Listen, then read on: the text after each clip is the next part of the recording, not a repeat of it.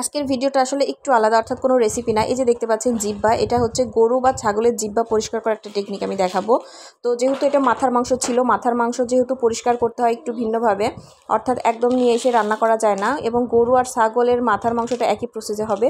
গরম পানি করে নিলাম, সামান্য পানিটা গরম হয়ে আসলে মধ্যে হলুদ দিয়ে তারপর মাথার মাংসটা দিয়ে নিলাম। এটা যেহেতু ছাগলের মাথার মাংসটা পরিষ্কার করা হচ্ছে সেটাই দেখাচ্ছি। গরুর মাথার মাংসটা কিন্তু একই সিস্টেমে হবে, আর মাথার মাংস আসলে একটু পিসিল টাইপের থাকে, তো সেক্ষেত্রে হচ্ছে গরম পানি দিয়ে এভাবে একটু পরিষ্কার করে নিতে হবে। সেক্ষেত্রে জিহ্বাটা খুব সহজে পরিষ্কার হয়ে যাবে এবং মাথার মাংসটা পিসিল ভাবটা কেটে যাবে, যার জন্য কাটতে হচ্ছে সুবিধা হবে। তো এই যে হচ্ছে অবস্থা, অর্থাৎ আমি নামিয়ে নিয়েছি। এখন হচ্ছে এই যে জিহ্বাটা পরিষ্কার করা নিয়ে অনেকে টেনশনে থাকেন, অর্থাৎ উপরে এই স্কিনটা অনেকে বটি বা ছুরি দিয়ে হচ্ছে যে কেটে থাকেন। তো আমি খুব সহজেই দেখাচ্ছি কিভাবে হচ্ছে জিহ্বা পরিষ্কার করে নেওয়া যায়।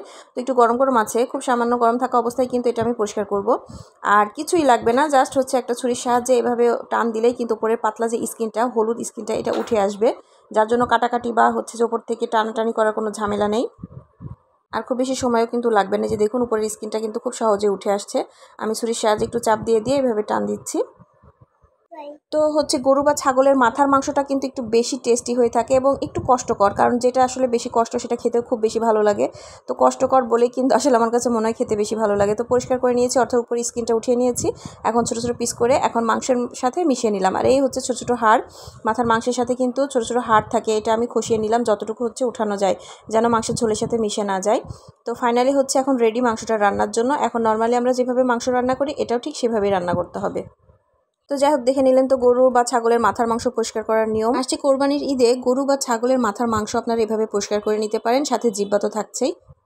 আর এটা খেতে যে কত মজা হয় সেটা কিন্তু যারা খেয়েছে একবার তারাই বুঝতে পারবে। তো যাই হোক, আজকের মতো বিদায় নিচ্ছি। আল্লাহ হাফেজ।